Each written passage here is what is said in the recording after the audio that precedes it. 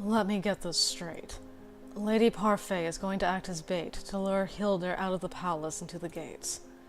And the rest of us will help distract her long enough so that you can get to your father. Once the king is safely at the Marchen, Mother cannot use him as a bargaining chip anymore. After that, we will have nothing left to lose. We will be able to go all out against Mother. The efforts we spared in bringing back Neverland will not go to waste. Walt will use his magic to give us the upper hand. Though to be honest, I would still like to try and reason with her one last time. Princess, Hildur cannot be... I cannot accept that your death is the only thing that will achieve our goal in stopping Mother. You told me before that Mother was a kind person. If I could somehow reach out to who she used to be, then perhaps it is possible that we could end this without any additional bloodshed. Everyone turns silent, their faces grim. I know this is not the best and most concrete plan, but please let me try it. I want to hope that the person my mother used to be is still there. This is my fight as well. I need to do something. The least I can do is save my father, and stop Mother without Parfait needing to sacrifice herself. It will be dangerous, but I beseech all of you. Please help me. I want to believe that my old friend is still in there as well. Okay, let's do this. We've got our plan. Chapter 10, The Hunter. The hunter who cut open the wolf's stomach? Hunter? Is that good or bad? It took a lot to convince everyone that I needed to enter the palace alone. It is the people outside who are fighting Mother that need the greater strength. Bringing any one of them with me would have greatly diminished that strength. I must quickly find the king. Mother always made sure to leave the king in the throne room whenever she left, so it follows that she would leave him there now. It's too quiet in here. I push open the doors and stop in the doorway. The king is sitting on his throne with a vacant expression fixed to his face. He does not so much as flinch as I step inside. I tentatively make my way to the throne. Your Majesty? He does not speak. His eyes remain fixated in the same place as if he is looking through me. Is he gone forever? Angielle needs you. The king I know would never leave his kingdom to ruin. I'm standing close enough to him that I could reach out and touch him if I wanted to. What do I have to do to save you? Oh, so now you're being nice to him. I whirl around and place myself in between the king and Varg. All those years you had the opportunity to reach out to him, but you never did. So I guess the king had to be missing his soul for you to care about him. What are you doing here, Varg? Someone had to keep an eye on the old man. The queen thought someone might try to take the old man while she was busy. I had a feeling it would be you who'd return. You can't bear the thought of losing someone else, can you? What are you going to do, then? I am not leaving without the king.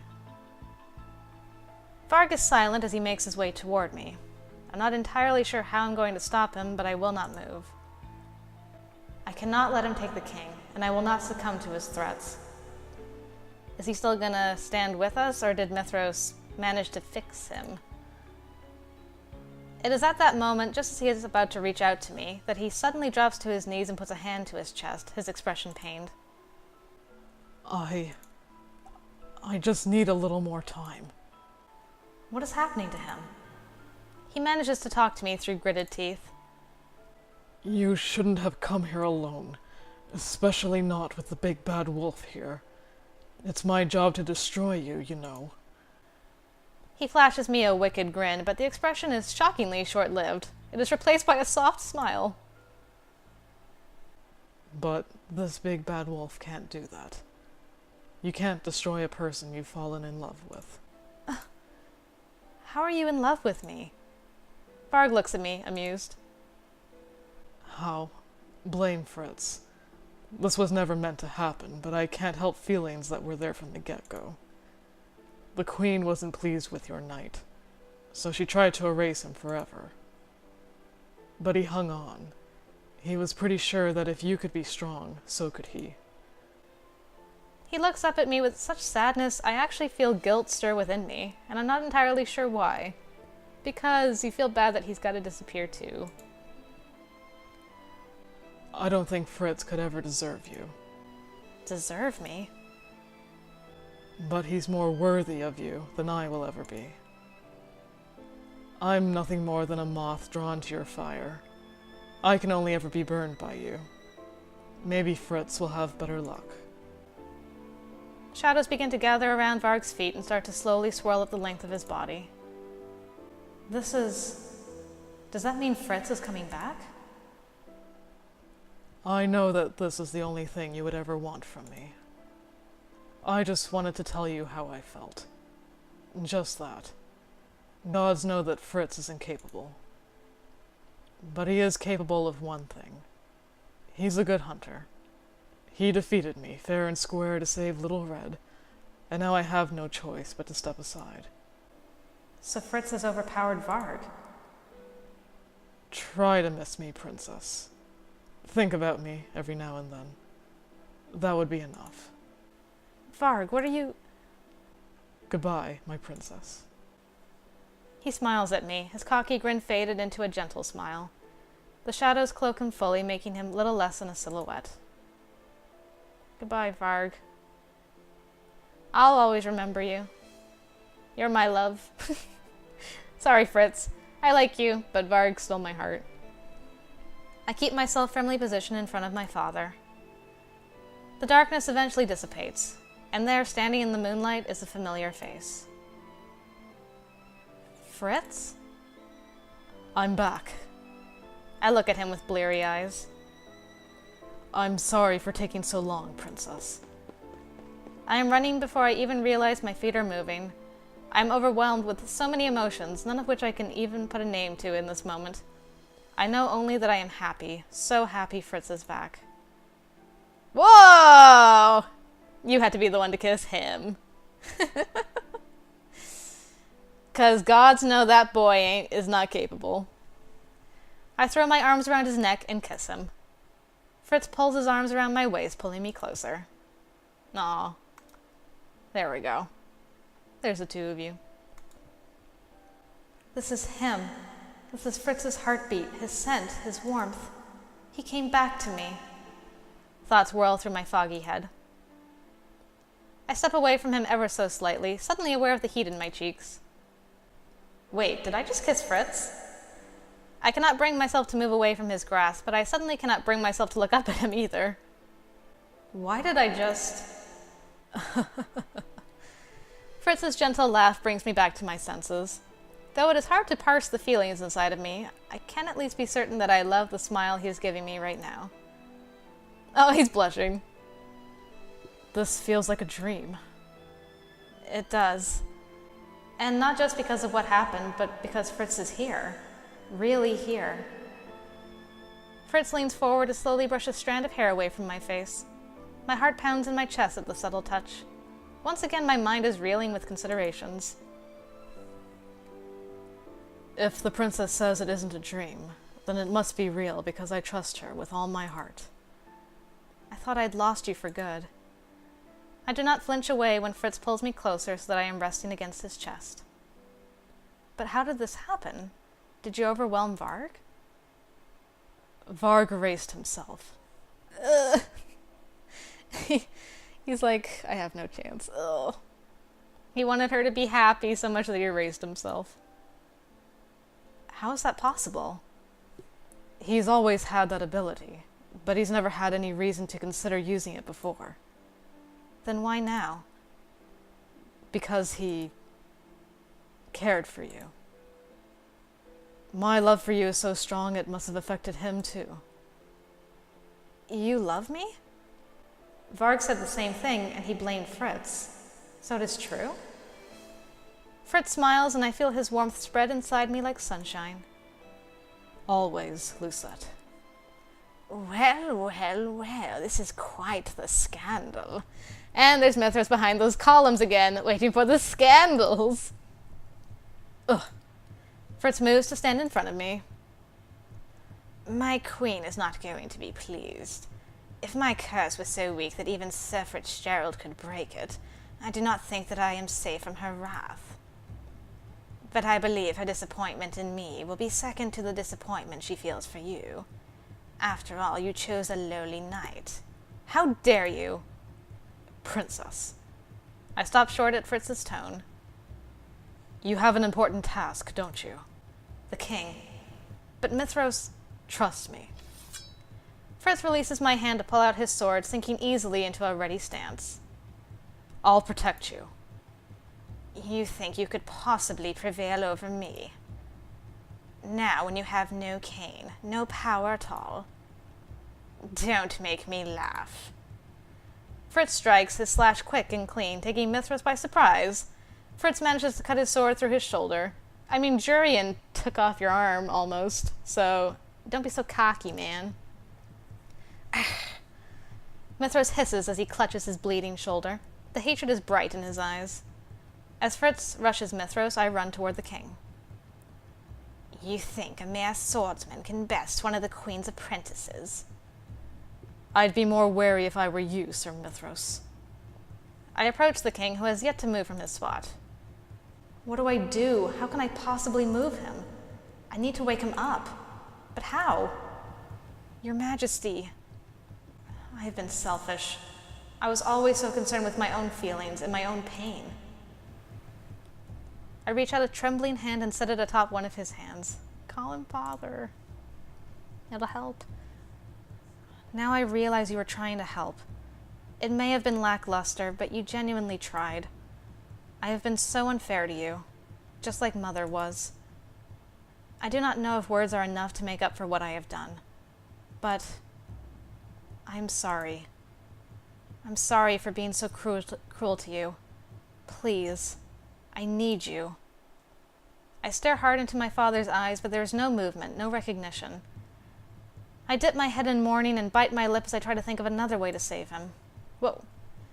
But my thoughts subside when a flash of light permeates my vision. It is only for a moment, but when I look up, I can suddenly see life in my father's eyes.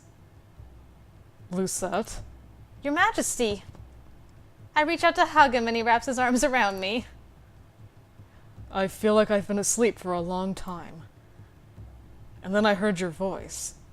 It sounded as if you needed me. What has happened?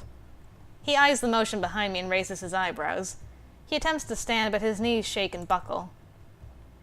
I duck underneath one of his arms to help him back onto the throne. The king stiffens as he glances at the battle ensuing behind me. Sir Mithras and Sir Fitzgerald. What is going on here? The king has broken the enchantment. Impossible. Mithras, you're a crap witch. I told you not to underestimate her. Your Majesty, we need to get you out of here. What is happening here? Oops. Mother suddenly materializes in the center of the room, standing right before Mithras and Fritz, who has the witch at sword point against the front doors.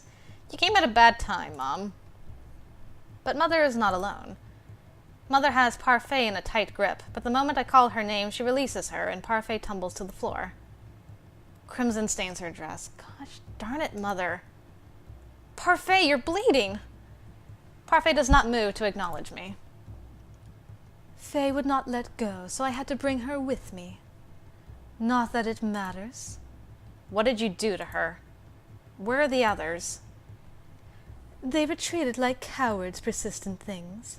I would have killed them had Faye not sacrificed herself. They're all okay and alive. You still care so much about those traitors. I cannot understand your attachment to them. Mother turns her attention away from me and to the two men who are at a standstill. Mithras, you disappoint me. Oh dear. It's curtains for Mithras. With a flick of her hand, Fritz is pulled away from Mithras and across the throne room toward me. I move to steady Fritz as he stumbles beside me. I am sorry, my queen. I have given you too many chances to prove yourself worthy. You have failed me too many times, Myth. You are of no use to me any more. But my queen, I have done everything you wanted me to. Please, give me one more chance. I promise, Silence. Mother's voice is as cold and sharp as ice. Leave before I erase you from my sight. Please, my queen. And you missed your chance. Mother casts a spell at Mithras that is all too familiar. It is the same spell she used to kill Delora. Mithras does not even have a chance to defend himself as Mother's spell shocks his body. Such a pest. I don't even know why I kept that useless fool all these years. Because he was unshakably loyal to you. I slowly turn to look at Mithras. He is no longer standing, but lays unmoving on the floor. I feel bile rising in my throat. I cannot believe Mother just did that to him. How could you take away the man's life so easily, Hildur? How can you be so heartless? It is the first time I've ever heard my father speak to Mother that way. Heartless. I am heartless. Humans shattered my heart many years ago when you hunted my kind. You did this to me. Out of the corner of my eye, I notice movement. In moments, Parfait moves to stand before us, blocking us from Mother. Even though her clothes are soaked in blood and she is clearly wounded, Parfait has never looked so regal before. You. Parfait's hands move before resting over her chest, where light begins to gather in her hands. In the blink of an eye, a glittering golden crystal appears above her hands. Oh, Parfait. Is that the Lucis? But the light the Lucis is emitting is uneven, and as I look closer, I can see that it is cracked. What are you doing? The only thing that can stop you. My heart plummets as I realize what Parfait is going to do. Parfait, no! If Parfait hears me, she gives no indication. If you do this, you'll die, Fae. You'll die and remove all magic from Angielle forever. Nothing else will stop you, will it? Your hatred for the humans, the corruption from the Tenebrarum. It runs too deep. I see that now. Magic was never meant to be used with malice, Hildur. So long as witches can be corrupted, magic will always pose a threat. I can't allow that to happen. I wanted to change things with Delora, but... What gives you the right to decide what to do with the magic? I am the Lucis bearer.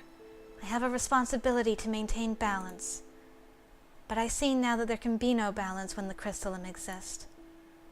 Light begins to gather, first around Parfait's feet and then around her body. It slowly begins to make its way toward Mother. In no time at all, the light swarms around their bodies. A white crystal suddenly appears in front of Mother. The Tenebrarum. I won't let you do this, Fae! It is too late for that. Ugh. The golden light of the Lucis intensifies. I can hear the crystal shattering from the inside out. No! The Tenebrarum breaks soon after, its fragments slowly fading with the bright light. Mother and Parfait's images begin to do the same, despite Mother's struggle. Both they and the crystalline slowly dissipate into the mist. No! I lunge forward, but Fritz's arms are suddenly around my waist, holding me still. Mother snarls as she attempts to escape Parfait, but the light around her creates a thick box she cannot escape from. You would die for the humans? The humans that have hunted my kind because of their fairy tales? No, I'm dying for you, Hildur, so that for once I might save you from yourself. Mother chokes out a laugh. You are a fool, Fae. Perhaps I am, but at least I will die with hope in my heart. Mother turns to look at me in the blinding light. Parfait's concentration never wavers as she turns to settle her eyes on me as well. Mother's face is fading in the glow, but her voice is clear. I truly did love you, Lucette. Everything I have done, everything I did out of love. Parfait smiles at me gently. It is a silent goodbye. There is a brief burst of light, and for a few moments I am blinded. When my vision returns, I see Fritz first. He is staring where Parfait and Mother had been only moments ago. On the floor where they stood moments ago, there is now only dust. Sheesh, there was so much death in this route. My heart is in a million pieces. With the loss of the crystallum, magic vanished from Angielle. All the fairytale curses broke simultaneously, and all witches and fairies lost their power. As soon as it disappeared, I turned to an education centered around the knowledge of Angielle, rather than magic. I had decided back then that I would do anything to help Angielle and its people, and it needed to start first by educating myself. I'd started to follow my father on his trips around the kingdom. I'd even started to accompany Emmeline on all her trips outside the palace. Fritz has remained by my side for the past month. He comes with me every day I visit the graves.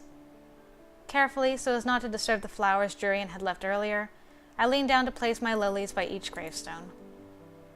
Garland, Delora, Parfait, and the last is always the hardest. I walk up to the fourth gravestone. I stare at it for a long time before I finally set a lily down. Mother. Fritz and I stand there in silence as we grieve for the lives lost that day. I look up into the sky and smile as I stare at the warm rays of the sun. I shift my gaze at Fritz, who smiles at me. He has never left my side since that day. Fritz has already told me that he loves me, but I have yet to tell him my own feelings. Fritz? Yes? I didn't have the chance to ask this before, but how can you possibly love me? I have been so horrible, not just to you, but to everyone around me. Fritz's expression softens. He gently tilts my chin upward so that I have to look at him as he speaks. For as long as I've known you, you've had to deal with things no one should have to go through. You were forced to live in the Queen's shadow because others refused to see past your relationship to her. You've been alone for so long, and I could see how much you were hurting. But despite all that pain, you remained strong. You've always been strong. From the beginning, all I've wanted to be was someone you could rely on, someone you could trust, someone who would always be there for you. I must have trusted him from the beginning, too. Fritz was the only one I allowed to get close to me. I do not look away from him, but instead I stare back into his eyes with conviction. I know I may not have shown it, but I did trust you. I've always been able to tell. You wear your heart on your sleeve. I do not. Fritz laughs, and the slight cockiness of his smile reminds me a little bit of someone else. It's been years since you became my responsibility. Once I learned your tells, you became an open book. He surprises me by putting his forehead to mine. The feeling of him so close is comforting. I love the way you're so careful with whatever you consider precious. I love how your eyes light up when you eat a good pastry. I love whenever you rely on me. I bite down on my lip as I blink back tears. No one has ever had that kind of faith in me. Before I knew it, you'd made a spot for yourself in my heart. And I began to want, to hope that one day I would be as dear to you as you are to me. I stare up at Fritz, the tears pooling in my eyes. He wipes away a tear before it can roll down my cheek. I've never felt so cherished before. I do not step away when he leans forward to plant a kiss on my forehead. Yeah, partners! I hold out my hand and Fritz comes to my side. I feel the warmth of his fingers and smile. When things begin to overwhelm me, he never fails to calm me. I grip his hand more tightly. Lucette. I love you. You know that, right? I've known for a while, but it's nice to hear it all the same. Then I'll say it for as long as you want me to. For the rest of our lives, then. A princess and her knight, huh? Does that matter? No, it doesn't. Even if there was such a rule, I'd abolish it once I become queen. As always, Fritz's laughter is full of so much joy it lifts my heart. I want to hear it for the rest of my life. And maybe, just maybe, I'll be able to. That was a very sweet ending. even if my heart is broken in a million pieces for everyone that died. Including Varg. Where's Varg's grave? Varg deserves an honorary grave, I feel. He was a hero. Oh. Wow, I enjoyed this route more than I could have possibly imagined. Even though I felt like... I guess I felt like in the other routes, it was kind of established that Lucette had feelings for Fritz. Always. So there didn't have to be too much development between them for a believable romance. Because they really did not spend a lot of time together. She spent much more time with Varg. Hence why my heart got stolen and all. Varg. Varg's cocky smile. Yeah, Varg ended up stealing my heart because he wanted her to be happy and sacrificed himself for it. Goodness gracious. How could you do that to me, Varg? How could you? But I loved this route. It was so sweet. Absolutely adorable. We got so much information about so many characters. Simultaneously, there was so much death. Ugh. Made me so sad. Oh, are we gonna ever get an ending where nobody dies? Waltz? Waltz, can I believe in you somehow?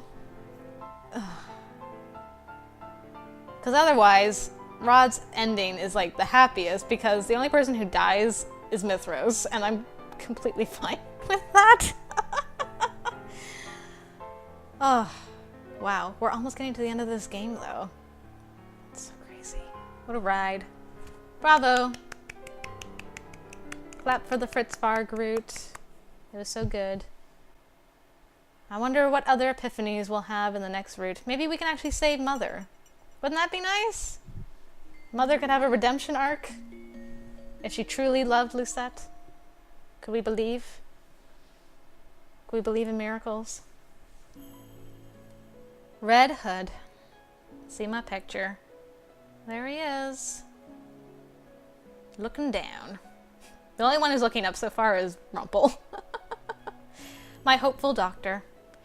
Anyway, that is it for the happy ending for Fritz. I hope you guys enjoyed it. I loved it, as I'll say over and over again.